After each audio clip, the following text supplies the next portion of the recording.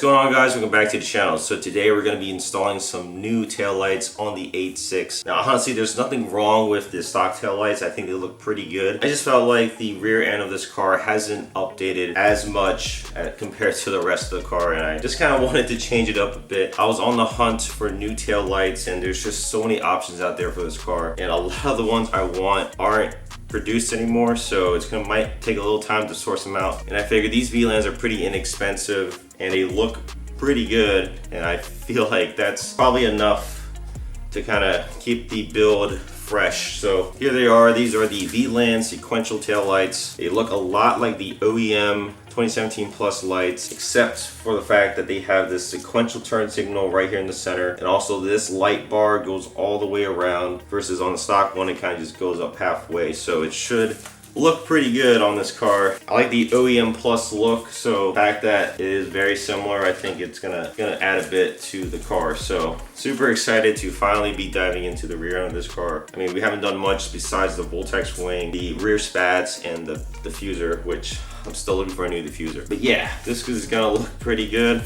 In this video, I'm gonna show you guys how to remove the stock tail lights, install these, how to repin the connector here, which is super simple, and of course, showing you the results of all the work we've done. So yeah, let's go ahead and get started. First things first, take out all the crap that's in your trunk, because you're gonna have to get access to the inside carpet. You have to pop off a few clips and unbolt the headlight from the car, so clear out all your stuff. So there's a couple pop clips to take off up here, down here, and then that should give you access to this inside, and you'll see the tail light and the connector that you can disconnect.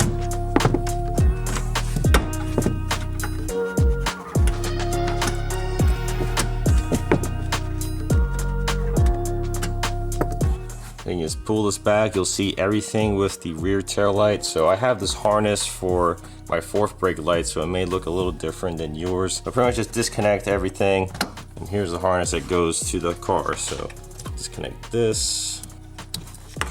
So yeah, once that's removed, you can go ahead and unbolt the tail light. Use this to pop off the white clips that are kind of wedged onto the threads here. Some plastic pry trim tool.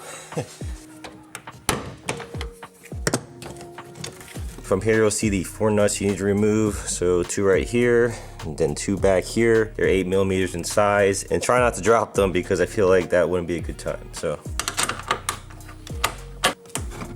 these aren't really super tight, so you can kind of crack them off and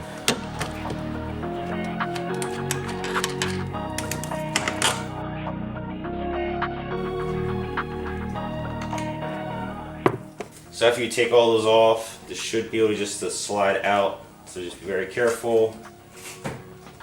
It's very slowly, because there's kind of like a gasket around it. So very carefully. It's a little sticky, but here we are, guys. That's it. Super simple to remove the stock taillight. So just a quick side-by-side between the OEM and the VLAND. You can see they look very similar, but obviously we don't have this circular light here. It's just this straight bar across, which I honestly think looks a little better. Again, OEM taillights look great. This is just like an enhanced version. But yeah, guys, you can kind of see the difference. I think it just adds a nice subtle touch to the car. But yeah, I'm not going to be selling the stock taillights. I think I'm just going to keep them as spares in case I ever want to go back or anything like that. I mean, these are VLANs, so nothing beats OEM. So in case anything happens to VLANs, I'll still have a backup set. But yeah, let's go ahead and repin the VLANs so that it works properly, and then we can finally put it on the car. So at the back of the taillight, we obviously have the connector right here. Right now we have a green going to a green, yellow going to yellow. You just have to swap the green to go to yellow and the yellow to the green, and that's it. So on these newer VLANs, they already give you these quick disconnects, so it makes this super easy to do. See, pull it apart. Careful not to uncrimp it, but remember, yellow to green, just like this. Kind of get it snug in there, and then green to yellow, like so, and then try to get this back to what it looked like before. And that's it. So now it should work as intended. All we gotta do now is connect the connector to the car, bolt in the taillight, and that's it.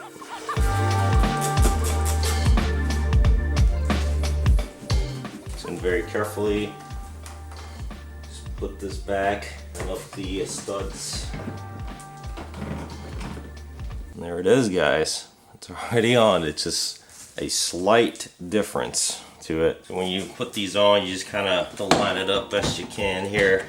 And then once you start tightening it, you should be able to seal it up. You can go ahead and put all the connectors back to where they belong. So the smaller one goes here, mine, because I have a different harness for my fourth brake light, but plug everything back in and then start to put the bolts back on. Start to bolt in the tail light. Just what we can do is push it so that it lines up.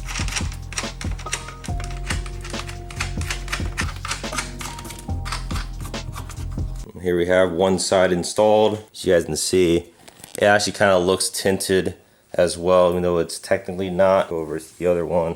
OEM VLAND, as you can see. This one has the sequential turn signal. Looks really cool.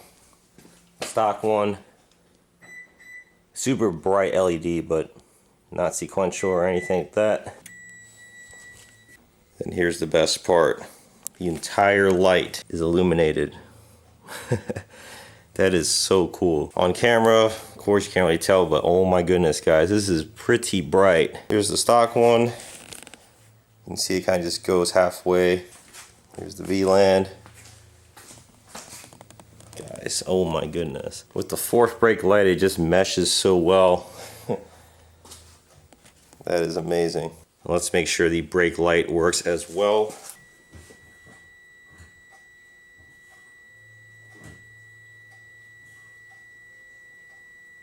And then of course you repeat the same steps on the other side. I'm just gonna do that off camera real quick.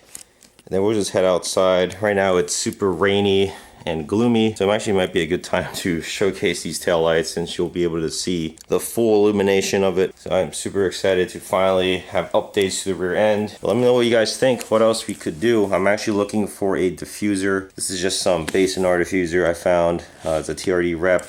So I don't know, I'm trying to think of what I want to get. So I've seen the Clave diffuser and also a couple other options, but I'm honestly kind of thinking of just swapping to a VRS bumper. I think that probably looks the best on this. Everything I got going on. I think we'll have to address the side skirts as well. I think it's been looking the same for too long. Then again, there's nothing wrong with keeping things the way they are if there's really nothing wrong with it. But I just like to keep things fresh, I suppose. Of course, the front end, we got the HSR lip, BRZ headlights, Ferris hood. So I'm pretty much set for that. But I don't know, guys, what do you think?